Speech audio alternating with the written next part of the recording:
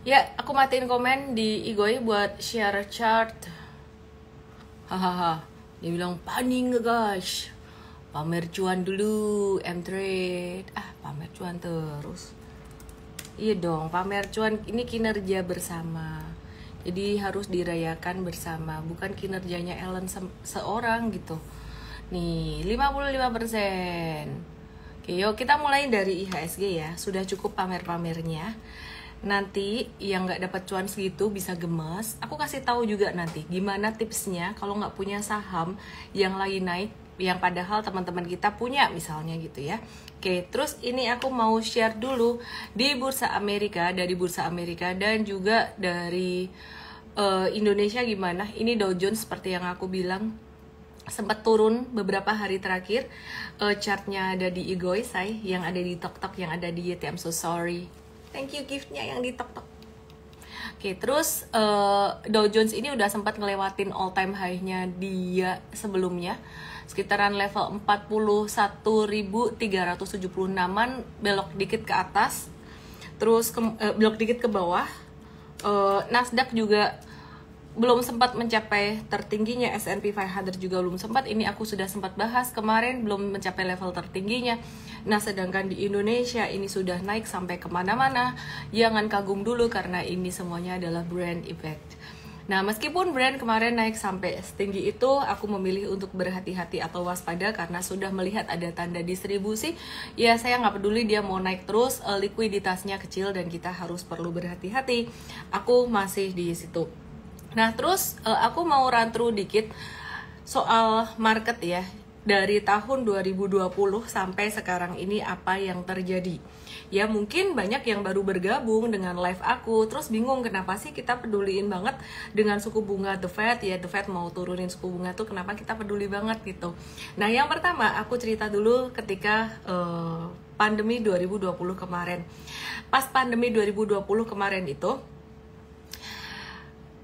Bank Sentral Amerika ya, dan juga pemerintah Amerika sendiri, dan juga pastinya di seluruh dunia, bank sentral banyak negara seluruh dunia, pemerintahan banyak negara seluruh dunia itu sangat mengantisipasi yang adanya resesi atau crash karena kegiatan perekonomian hampir di seluruh dunia itu banyak yang terhenti ya karena pandemi COVID-19. Nah, belajar dari case tahun 2008, mereka tuh nggak mau kecolongan. Kalau 2008 waktu itu tuh kasih stimulusnya tuh kayak pelan-pelan gitu. Jadi mereka nggak mau kecolongan, mereka melihat kali ini dampaknya bakalan lebih signifikan di tahun 2020 kemarin, sehingga mereka cetak duit terus. Dan suku bunganya juga langsung di nolin ya, jadi ibarat kata tuh langsung digaspol biar perekonomiannya tuh bergerak. Ini cerita tahun 2020 kemarin, flashback dulu. Nah, singkat cerita, jumlah uang tuh beredar di masyarakat banyak, padahal perekonomian itu lagi tidak bergerak, nggak banyak yang bergerak. Banyak perekonomian yang sebenarnya bisa dibilang berhenti total, lumpuh, seperti contohnya travel, restoran dan sebagainya. Nah, di sini terjadi satu ketimpangan, di mana jumlah uang beredar banyak, tapi pertumbuhan perekonomian tuh nggak ada. Sehingga terjadi stagflasi, inflasi, tapi pertumbuhan perekonomian nggak ada.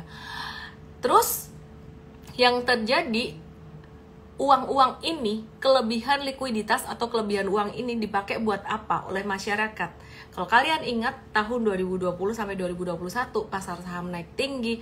Nah, itu orang-orang yang bisnisnya online itu semuanya bagus ya. Jadi dipakai buat trading Bitcoin, dipakai buat ke saham, dipakai ke hal-hal yang pastinya bersifat online ya, banyak hal yang online. Nah, duit tuh sebenarnya muter di capital market dan juga di kripto. Terus kalau kalian ingat juga di tahun 2020-2021 itu banyak banget investor-investor gede yang mereka kelebihan duit dan naruh duitnya tuh di perusahaan digital, perusahaan teknologi, sehingga terjadi booming sektor teknologi selain karena digoreng juga sih. Kalau di Amerika booming sektor teknologi ya emang udah waktunya, tapi kalau di Indonesia sebenarnya ya digoreng. Nah, singkat cerita, tahun 2021 berjalan, 2022 berjalan, dan pemerintah di Amerika, Bank Sentral Amerika itu udah mulai mau ngerem jumlah uang yang beredar sangat banyak ini. Kenapa?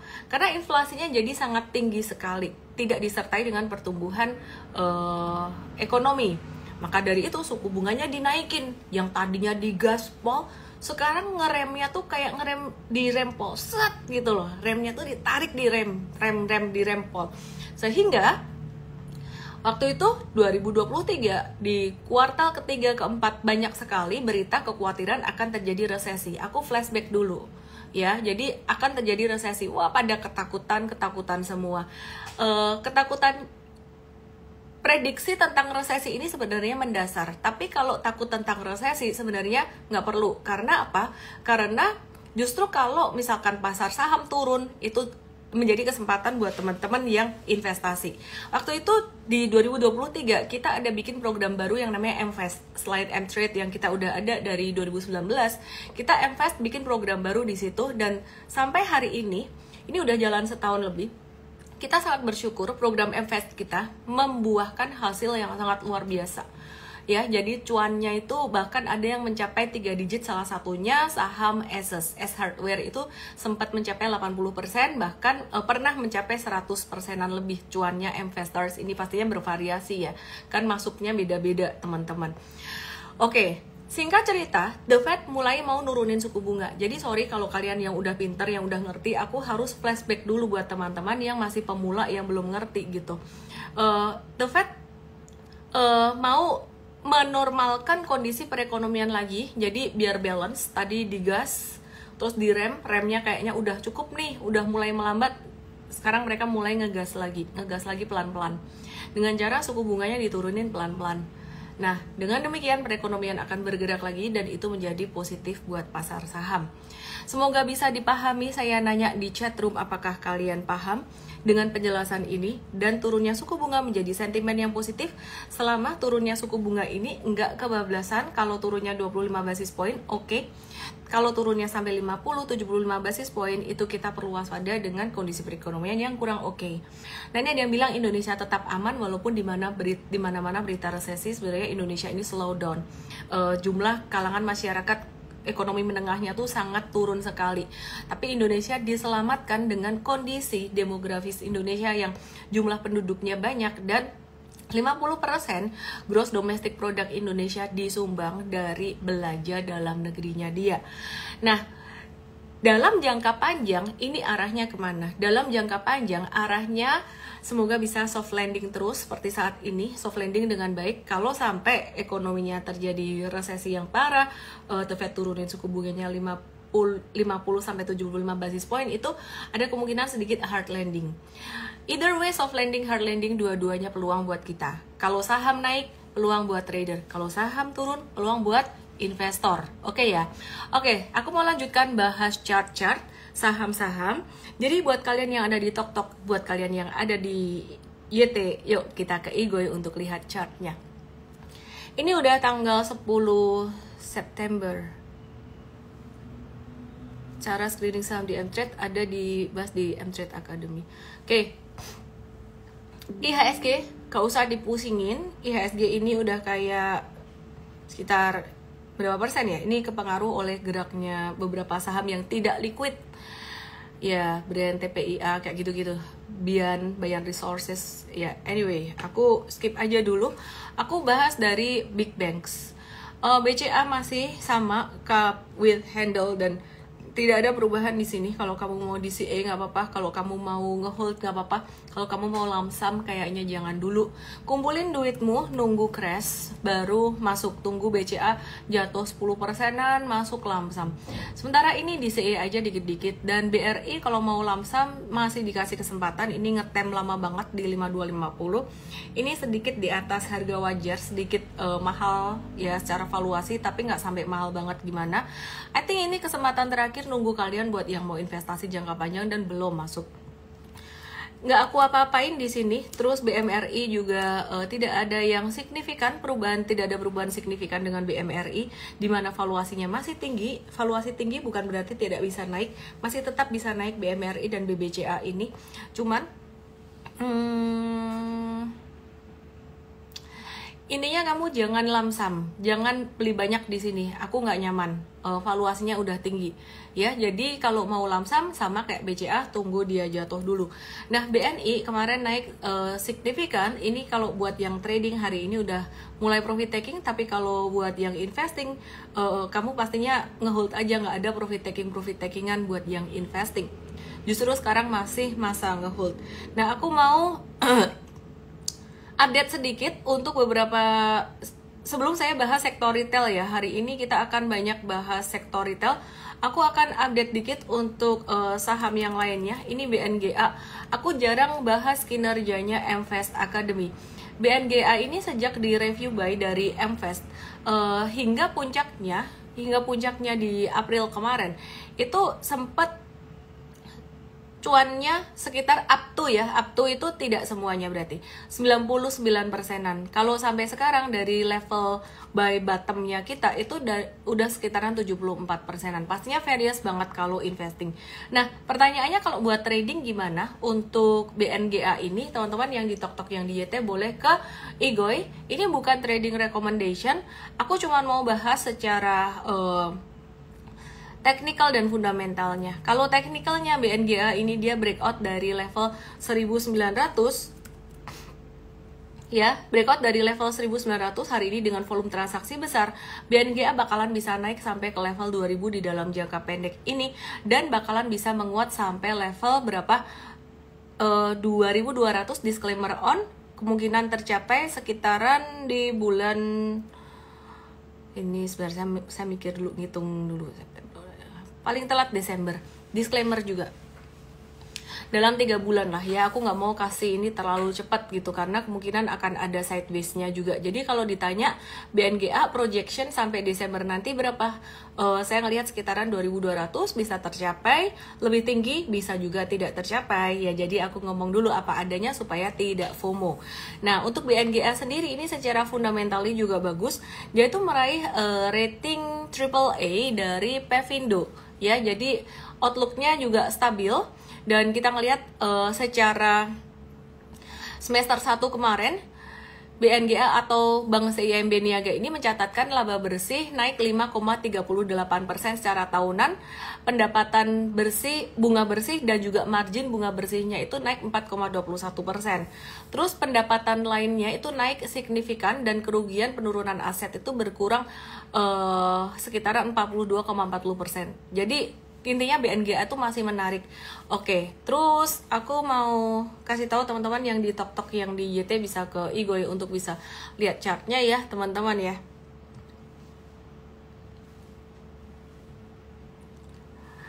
Nah, siapa yang punya BNGA di sini boleh tulis di chat room.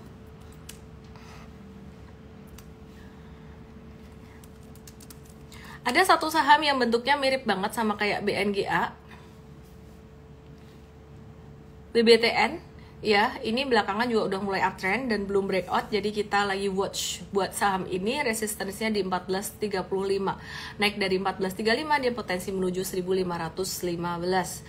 Oke, terus sebelumnya aku mau kasih tahu teman-teman yang ada di Igoy, ini ada kolom questions. Kalau misalkan komennya sering aku matiin, kalian mau nanya saham, tulis di questions box.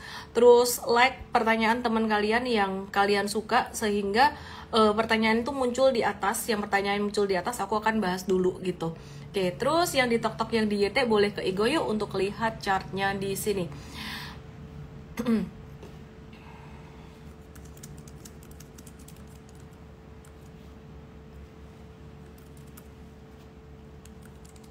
Oke, ini malam ada bola kah?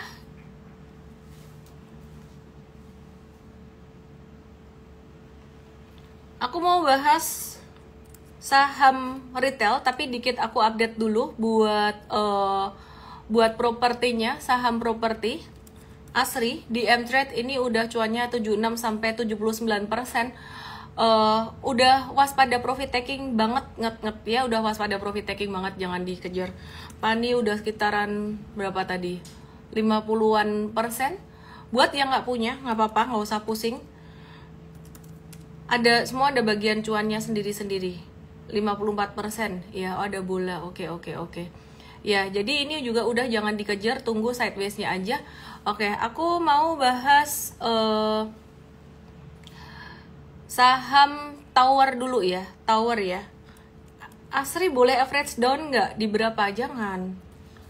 Asri itu buat saham trading, kalau naik profit taking, turun buyback, jangan average down. Oke ya. Eka Ciptagi hari ini direkomend 3 saham M-Trade, 3-3-nya nggak dapat, sedih sekali. Nggak usah sedih, masih ada hari esok, masih banyak saham-saham yang lainnya. Teman-teman yang di Tok yang di YT, aku mau bahas tower, ada chartnya di Igoi sini, bisa lihat di sini ya. Bisa lihat di Igoi ya, bolanya siapa lawan siapa sih?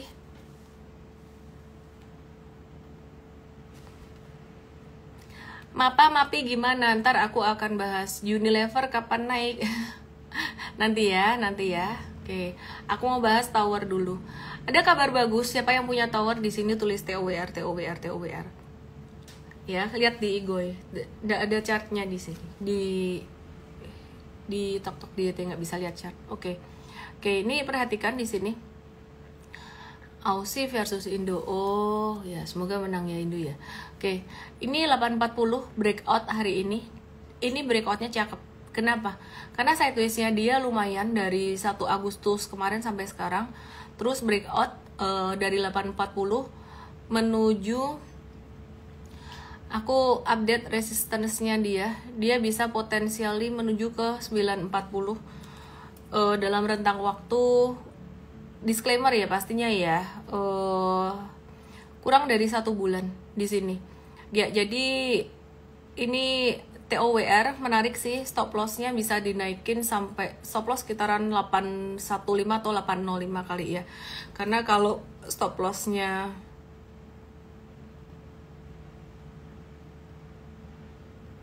sebentar, stop loss-nya jangan pas di support.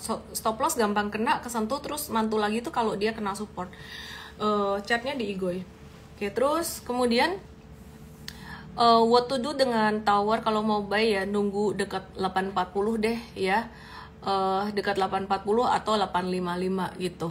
By the way, terus Kalbe Pharma. Kita mau review Kalbe Pharma. Oke, Kalbe Pharma gimana kabarnya? Uptrend sih, tapi udah agak telat kalau masuk sekarang. Di MFest ini udah ada Kalbe Pharma, kita udah review beberapa waktu yang lalu. Saya harap ada yang ingat nih ya, pas kita ngegambar garis ini ya. Coba dia, aku sering-sering nanya ya, Bapak Ibu ada yang ingat nggak di sini ya. Jadi garis ini adalah garis support, lihat di Igoi saya, ada garis support yang didapat dari high-nya di sini. Nah, ini dapat dari sini nih. Dari monthly chart, ini garis ini kuat sekali dan ternyata memang bener kesentuh terus mantul. Aku juga nggak tahu kenapa si garis merah ini begitu sakti banget. Jadi kalau kalian bilang mungkin ada ya, bukan kalian sih, kalau ada yang bilang technical nggak bisa dipakai buat investing, itu karena orangnya nggak bisa aja cara pakainya gimana. Technical menyelamatkan saya berkali-kali buat investing, tapi prioritas akhir. Prioritas pertamanya pasti fundamentalnya dulu gitu. Oke ya. Nah, jadi TOWR ini dia lagi merambah ekspor ke Sri Lanka dan beberapa negara Timur Tengah dan Afrika. Aku lagi mau update aja untuk TOWR yang ada di investing, hold dulu aja. Terus aku mau bahas saham-saham dari sektor retail. Gimana kabarnya saham dari sektor retail? Siapa punya saham sektor retail?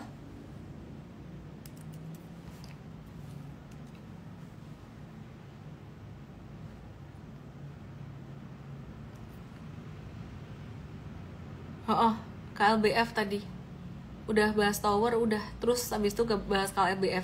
Tower kan udah. Oke. Mapi, ada yang punya Mapi? Oke.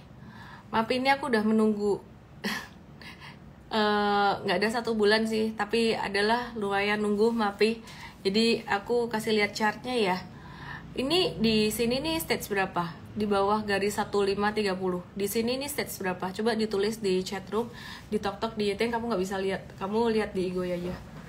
Igoinya sama @ellenme_official. Ya, ini stage berapa? Ini stage 1. stage 1. Terus nah ada yang istimewa dengan MAPI per hari ini. MAPI per hari ini tuh dia breakout. Dia breakout dari stage 1-nya dia. Berarti MAPI per hari ini dia menuju ke stage 2. Semutan kakinya. Ya, jadi dia sekarang lagi menuju ke stage 2. Pas di bawah garis 1530 stage 1 ini stage 2. Kalau stage 2 berarti dia udah mulai breakout. Nah, aku mau cerita dikit. MAPI itu beberapa hari kemarin ini sempat turun kan, sempat breakdown di sini kan. Ini kita ada di M-Trade ada pembatasan resiko gitu loh. Nah, pas ada pembatasan resiko ya udah trader kalau batasi resiko karena kalau nunggu breakdown yang support di bawah sini itu bakalan kejauhan banget gitu. Nah, terus di sini ini breakout, di sini dia sudah menuju uptrend. Yang belum punya wait and see dulu aja, tunggu retracement sekitaran 1580-an ya sampai 1600. Nah, jadi tadi di M-Trade ada tuh di review buy. Terus kemudian dia potensially menuju jangka pendek 1775 bahkan bisa lebih. Dia harapan aku sideways dulu. Ya, terus kemudian bisa naik lagi. Ya, terus kemudian abis MAPI aku mau bahas, jadi ada sentimen yang positif sebenarnya buat sektor retail ini. Ini kinerja MAPI ini naik sekitaran 15,38% ya. Meskipun laba bersihnya tuh turun sekitaran 11% secara tahunan. Nah, pendapatannya tuh masih lebih banyak dari penjualan retail dibandingkan dengan kafe dan restoran atau department store-nya dia. Akses gimana? Nanti saya akan bahas juga ya buat aksesnya.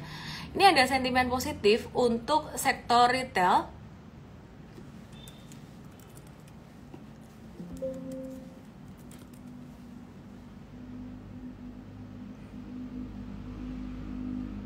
Ada update penjualan retail Indonesia. Bentar, aku bahas dulu untuk sektor retailnya. Update penjualan retail Indonesia ini naik 4,5% secara tahunan.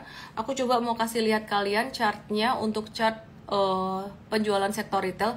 Ini melebihi ekspektasi atau konsensus analis yang hanya naik 3% secara tahunan. Nih lihat nih chartnya di Igoy.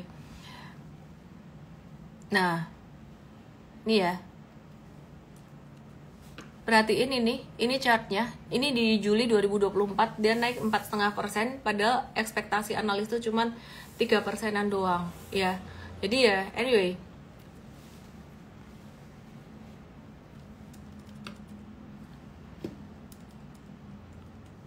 oke.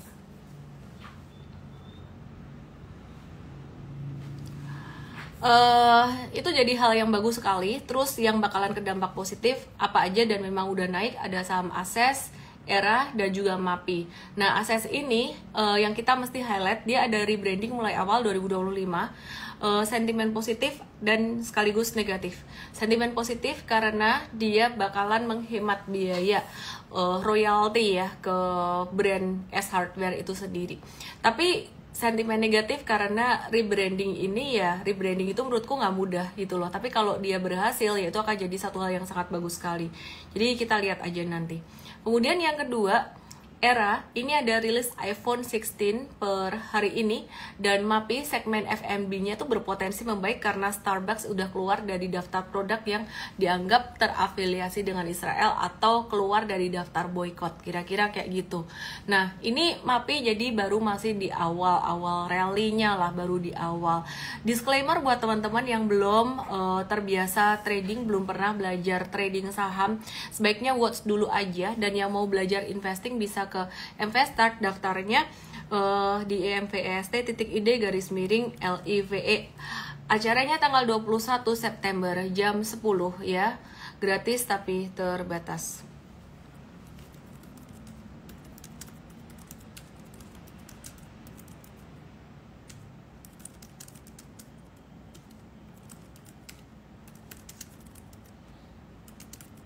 Oke, terus ini S Hardware. S Hardware per hari ini, aku buka chatnya di Igoy ya. Ya, aku mau nanya dulu, yang di bawah garis merah ini stage berapa, teman-teman? Lihat di Igoy chartnya.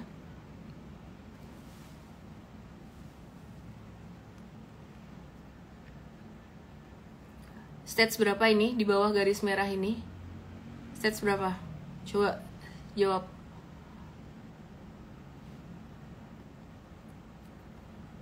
Empat, bukan 1. Ini stage 4 di bawah garis merah. Nah, terus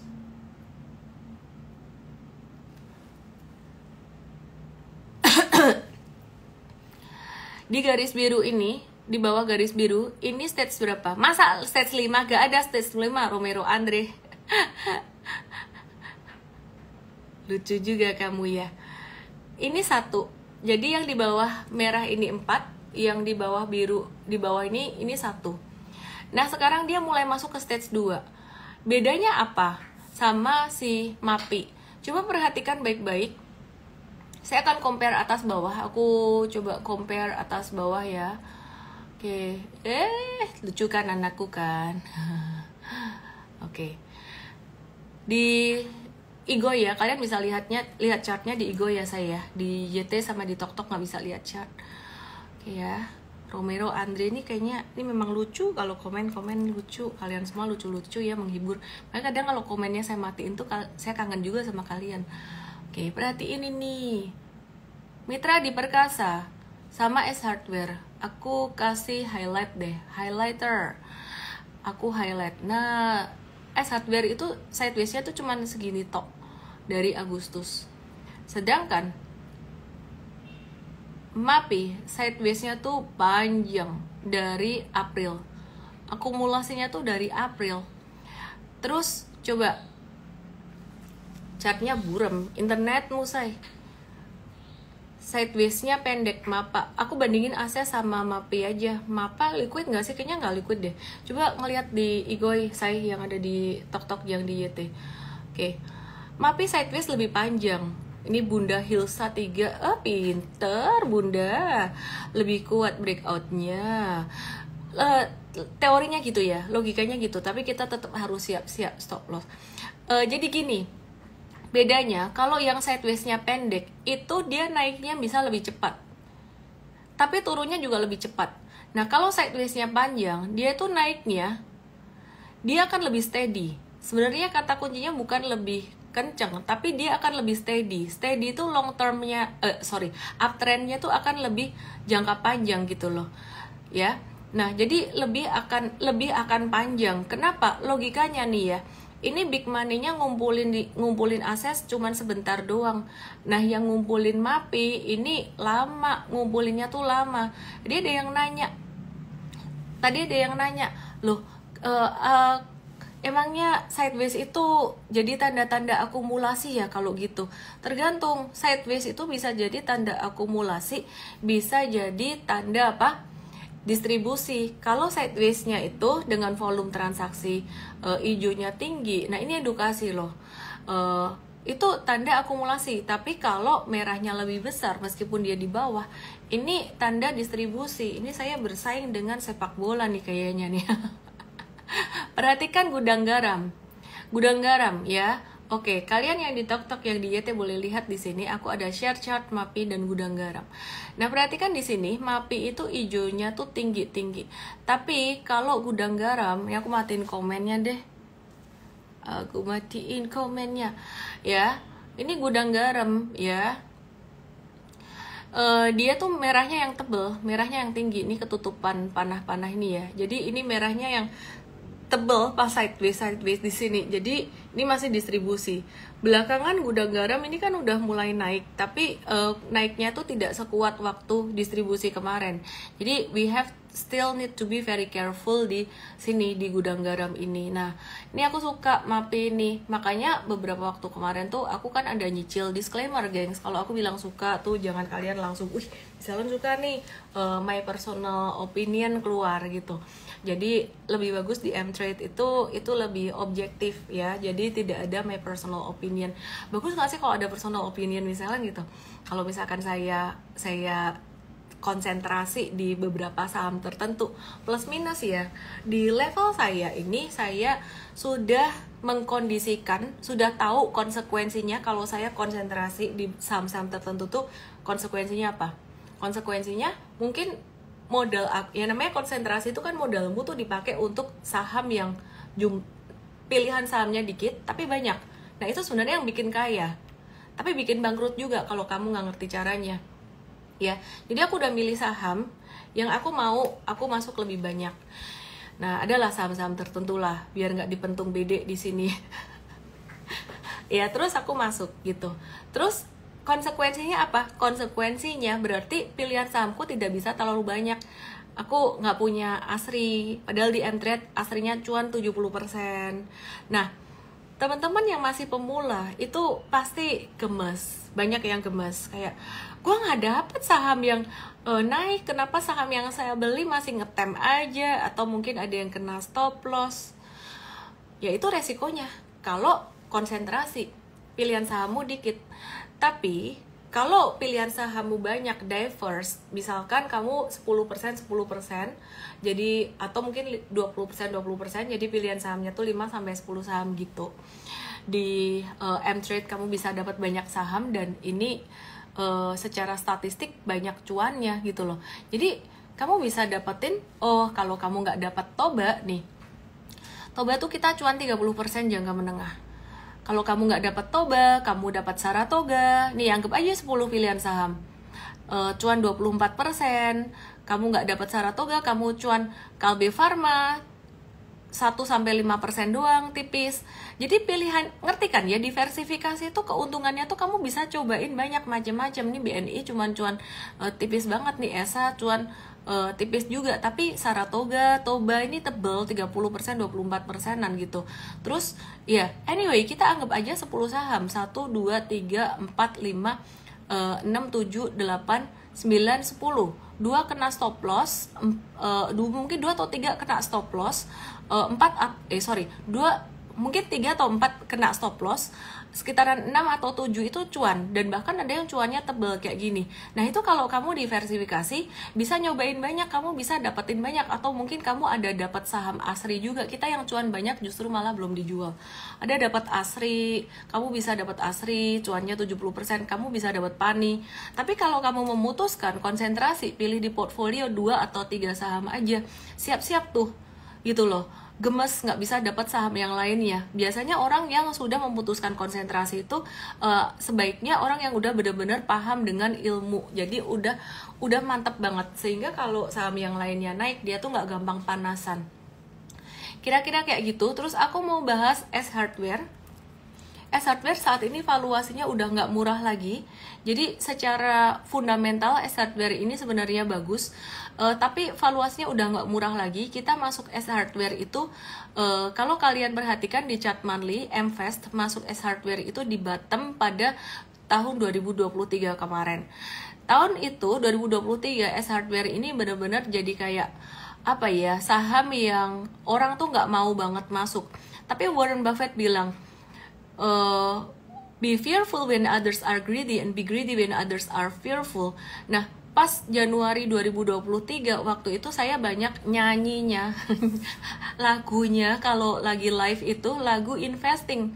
Jadi saya melihat MFAST itu melihat, bukan saya ya, tim MFAST itu melihat, nah ini tuh lagi murah-murahnya di bottom loh di sini. Kita dapat Januari.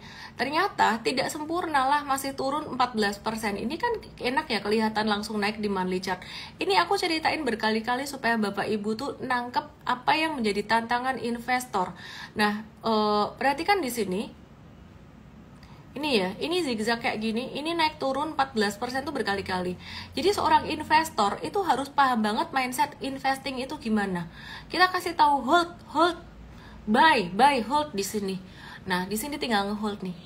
Naik turun. Ini sempat turun galau. Gimana nih? Ada yang sebagian jualan, kita kasih tahu, sebagian lagi hold. Oke. Ada yang hold, ada yang jualan. Tuh sampai di atas.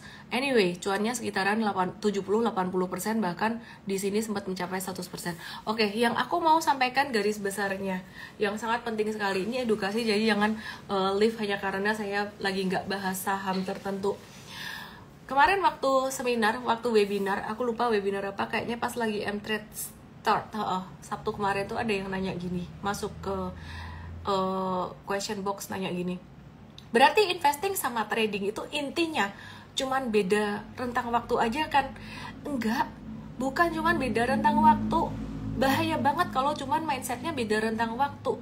Semuanya beda, strateginya beda, mindsetnya beda. Investor itu mindsetnya beli perusahaan. Trader itu mindsetnya beli harga, beli tren. Udah, itu aja. Kalau kamu memahami dua prinsip ini, strategi semuanya beda. Kalau beli perusahaan, kamu harus lihat perusahaan itu sehat nggak? Nomor satu, cuan nggak? Kalau perusahaannya rugi, itu langsung keluar dari list. Cash flow-nya oke nggak? Pangsa pasarnya gimana? Ada moat-nya nggak? Persaingannya gimana? Dia price sensitive nggak? Fundamental semua dilihat. Kemudian lihat valuasi. Baru kemudian yang terakhir kita pakai triggernya apa? Pakai super investing. Itu sebenarnya strategi super trader kita yang kita panjangin rentang waktunya jadi super investing. Dan kita bandingkan kinerja kita dengan banyak kinerja dari, mohon maaf, mungkin penasihat investasi sejenis, tapi punya kita istimewa dong karena sudah berizin dan berlisensi OJK gitu ya. Nah, kita bandingkan. Ternyata return kita lebih tinggi, terang-terangan aja lebih tinggi dan lebih cepat. Kenapa? Karena faktor kelima. Poin kelima di mana kita melibatkan analisis grafik atau analisis super investing, super trader kita pakai di investing. Jadi nggak nunggu kelamaan. Mengapa seperti itu? Karena saya belajar dari pengalaman seringkali investing itu kelamaan. Akses tadi aja udah nunggu berapa bulan, tapi nggak sampai bertahun-tahun nunggunya gitu. Oke, jadi itu mindsetnya investor versus trader yang pertama. Kalau investor buy the company, you have to understand the company technical terakhir. Tapi kalau mindsetnya seorang trader buy the trend, gak peduli perusahaan fundamentalnya bagaimana, yang penting liquid dan trennya bagus. Hah? Serius Lan? Lo gak peduli fundamental perusahaannya bagaimana? Kalau yang masih pemula kayaknya masih tetap perlu peduli lah ya. Tapi kalau udah expert trader itu gak peduli fundamentalnya gimana, liquid, chartnya bagus, cepat masuk, cuan, keluar, selesai. Saya personally nggak trading yang cepat-cepat banget gitu. Saya bisa ngeholdnya agak lama karena saya mau sahamnya agak liquid ya. Oke, terus kemudian yang berikutnya membedakan trader dan investor adalah kalau pas rugi. Investor kalau pas rugi, kalian pasti tahu, coba tulis di chatroom, investor kalau pas rugi gimana? Investor kalau pas rugi cut loss nggak? Investor kalau pas rugi tidak cut loss. Logikanya kalau pas turun, wih bisnis ini makin murah, punya duit beli lagi, punya duit beli lagi, dengan batas tertentu ya. Di Mfast kita batasin. Kamu mau gak batasin, mau all in di situ, ilmumu sampai nggak? Kalau ilmunya sampai di situ, pas turun lagi kamu nggak stres, silahkan. Tapi kalau ilmunya nggak nyampe, jangan. Terus kalau trader rugi, breakdown support, harus cut loss. Ya itu aku ulang-ulang berkali-kali karena sangat berbeda sekali. Money management sangat berbeda juga. Di Mfast, money managementnya kita gedein di perusahaan yang dia cenderung menjadi institution darling. Tapi di trading, di M-Trade, kita money managementnya beda. Pukul rata sama semua. Kenapa? Karena kita tuh nggak bisa kayak pakai perasaan, Mapi kayaknya bakal jadi multi bagger deh, aku banyakin karena patternnya bagus, bisa jadi failed. Malah yang saham yang patternnya biasa-biasa kayak si Asri naik 70%. Jadi trader tuh nggak boleh pakai asumsi kayak gitu. Halo Maverick, thank you ya Maverick ya. Kecuali COVID-19 gak kuat sih, lo salah, harus malah masuk gitu. Kalau investor Maverick Jonathan beli lagi, cari duit lagi, beli lagi, cari duit lagi. Duit gak usah dicari bos, duit mengejar kamu, weight loss ya. Saya masih bingung dengan money management Ci. Aku ada bahas di Mfast dan M-Trade, jadi mungkin bisa belajar di situ ya. Money management tuh actually is very simple. Aku kasih ilmu money management dasar buat kalian yang investasi saham. Yang pertama, start small. Jadi gedein cash, investing sesuai dengan ilmunya, baru trading di atas gitu loh. Jadi ke depan kita juga mau kasih edukasi mengenai obligasi dan reksadana. Banyak yang minta sebenarnya, tapi sebenarnya sih nggak perlu ya, tapi banyak yang minta gitu. Oke, aku lanjut ya. Saham yang lainnya, Era aku belum bahas di sektor retail. Oke, aku bahas Era. Aku matiin lagi komennya. Thank you Mev udah mampir. Jadi ngerti ya, ASES sama MAPI itu sideways-nya bagusan MAPI. Tapi artinya dia tarikan tren naiknya itu bakal lebih steady. Kayak anak tangga. Bisa jadi gerakannya yang lebih cepat malah ASES. Tarik lebih cepat terus turun. I don't know. Nggak tahu. Nanti kita lihat aja. Biasanya kalau pengalaman sideways pendek tuh naiknya lebih cepat, naik tapi lebih cepat turunnya juga. Kalau sideways panjang, dia tuh barangnya banyak, jadi hold dulu, naikin pelan-pelan gitu. Oke, kita mau ke era aja ya, swasembada. Nah, era ini belum banyak naik. Bukunya dijual kah? Ada di Gramedia, ada di kamu DM aku aja, nanti tanya tim aku. Mau beli bukunya gitu, minta tanda tangan boleh juga. Oke ya, terus era saat ini lagi masih sideways, kita lagi masih watch aja, belum ada tanda-tanda mau buy buat era. Jadi tunggu dia breakout dari 444-nya. Terus ada saham retail yang lain, ada RALS ya. RALS ini kita juga sebenarnya sekarang ini saya belajar banget dari RALS tahun 2021 kemarin. Yang di Tok yang di YT ke Igoy aja bisa lihat chartnya di sini. RALS ini saya belajar dari tahun 2021. Perusahaan ini cashnya tuh gede loh, seharusnya tuh fundamental itu bagus, tapi harga saham tuh gak naik-naik. Jadi ya sudahlah gitu loh, nggak usah ngotot kayak harus dia punya cash terus gitu. Ya udah, kita combine technical aja ya, jadi nggak usah fokus pada FA doang terus gitu ya. Jadi kita lihat teknikalnya. Sekarang RALS-nya lagi sideways, supportnya 392 dan kita lagi masih nge-watch aja. Saya masih nggak suka dengan volumenya di 29 Agustus, di 3 September dan di 10 September ini masih volume tinggi ya, turun dengan volume transaksi tinggi. Nah, aku mau cek question box-nya, kalau BRIS gimana, PTBA gimana. Oke, aku delete BRIS, PTBA, dan ASII. Oke ya, berarti BRIS, PTBA, ASII aku mau bahas di sini.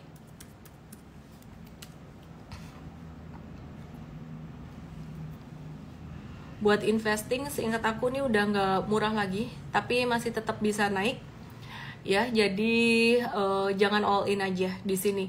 Buat trading posisinya agak nanggung, sideways pas di tengah-tengah. Jadi kita belum mau masuk BRIS. PTBA lagi di area support ya, kemarin breakdown sebenarnya, tapi ini lagi di support. PTBA kita watch ulang untuk PTBA-nya. Sementara belum masuk dulu, tapi kita lagi nge-watch ulang. Terus PTBA apalagi ya? Tadi ada yang bilang lupa, aku sudah tak hapus terus lupa. ASI kayaknya. ASI lagi bentuk flag, cakep banget. Flag di emiten yang emiten yang flag gini, ini fundamentalnya bagus. Dan kalian mesti ingat grafik gambar ini ya. Ini garis merah ini sakral. Garis merah ini sakral. Ya, jadi sakral di sini perhatikan. Tadinya masih tren turun terus kemudian breakout dari 4.800 mulai uptrend sampai sekarang. ASI bisa dibilang sudah uptrend, memasuki masa uptrendnya. Terus ASI dia bakalan menguji resisten sekitaran 5.200 sampai 5.250. Pertanyaannya, yang belum punya gimana? Yang belum punya, kalau mau investasi jangka panjang, saya rasa ini masih murah valuasinya. Ya, valuasinya masih cukup murah, bukan best price tapi valuasinya masih murah, nyicil aja gitu. Terus kemudian kalau buat yang trading, ini sekarang lagi di support minor. Support minor tuh support kecilnya dia. Support kecil tuh artinya belum tentu kuat gitu ya. Jadi di support kecilnya yang aku kasih warna oranye ini, kalau mau buy, M-Trade sih masih wait and see buat jangka pendeknya ya. Kita masih wait and see gitu. ASII aku cek dulu udah dijual belum sih ini. Oh, jangka menengahnya ASII udah profit taking 12-15%, tapi jangka panjangnya masih hold ya gitu. Jadi ini ASII kita lagi menunggu kesempatan untuk masuk lagi buat jangka pendek maupun jangka menengahnya dia. Oke, jadi sebenarnya kalau aku personally, aku masih akan ngehold ASI karena aku lebih berani dengan resikonya. Teman-teman di M-Trade, kita kemarin amanin modalnya dulu. Fadarins, Ci, kenapa IHSG all time high tapi sahamku gak ijo-ijo? Teman-teman tahu jawabannya, tulis di sini. Kenapa IHSG all time high? Bukan cuma all time high, jebolin seatap-atapnya, jebolin se-high-high-nya. Aku udah bilang di awal tadi. Ellen boleh telat, yang nonton gak boleh telat. Ellen boleh telat mulai live-nya, tapi kalian nonton gak boleh telat. Kenapa? Tahu nggak kenapa? Paris BRPT. Sebentar ya Paris ya. ASI bukannya sideways ya? Iya sideways dikit. Karena brand udah, jadi nggak usah FOMO, nggak usah pusing ngurusin IHSG. Saya ada ngobrol dengan tim coach M-Trade, tim coach kita ngomong, jangan pakai kata-kata IHSG terus ya sebagai patokan market, karena IHSG itu udah nggak bisa relevan gitu loh, nggak relevan dengan semua kondisi market saat ini. Kadang-kadang relevan, kadang enggak gitu, brand effect ya. Jadi menurut aku sektor sampai sektor PP masih perlu waspada, masih perlu berhati-hati. Moon bilang brand terbang, brand naik. Jadi mindsetnya gini teman-teman, saya kasih tahu satu hal yang sangat penting sekali. Kalian jangan cuman melihat saham yang mau naik doang. Kalau kalian mau survive di market ini bukan cuma cuan sesaat, kalian harus lihat resiko, potensi resikonya. Brand itu sejak IPO sampai sekarang tuh itu udah naik berapa ribu, udah 1000% lebih. Ya aku sampai udah males ngitung lagi. Biasanya aku hitungin, aku tarikin garis. Itu dalam rentang waktu, oke lah, aku kasih lihat lah biar kalian ada gambaran. Ini pakai logika bisnis aja. Ini BD-nya terang-terangan aja ya, ngomongnya terang-terangan aja lah. Aku nggak sentimen, aku kasih disclaimer dulu, aku kasih lihat di Igoy ya ini ya. Aku mau ngegambar di Igoy. Aku nggak sentimen sama sahamnya Pak PP. Kita pernah cuan juga kok dari saham-saham seperti ini. Tapi it's just all about timing gitu loh. Kamu pinter loh jadi orang. Kalau kamu nggak mau jadi tempat cuci piring, ini udah naik 1085% dengan rentang waktu kurang dari 1 tahun, pas setahun 1085%. Mereka cuan, kamu jadi tempat cuci piring loh. Jadi sekarang meskipun dia naik terus dengan likuiditas yang kecil, mau masuk FTSE, mau masuk MSCI, kita waspada, kita hati-hati.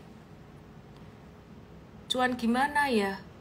Mereka cuan, BD-nya masuk gak cuan? Cuan lah, dari udah naik 1000% masa gak cuan? Ci Ellen, apa di M-Trade ada internship atau management training? Ada. Oke, dah gitu aja. Selamat malam semuanya. Langsung aja teman-teman belajar di Investart 21 September untuk teman-teman yang mulai belajar investasi saham buat pemula. Semoga bisa ngebantu. Ini bukan ngajarin tentang cara buka akun saham dan lain-lain, langsung strateginya ya. Daftarnya di emvest.id/LIVE. BNGA sudah dibahas, saham-saham yang lain kita akan bahas di morning briefing M-Trade besok. Semoga bisa bermanfaat buat semuanya. Saya Ellen May, salam profit. Sorry ya, nggak semua saham bisa terbahas ya. Aku ke tok-tok sebentar.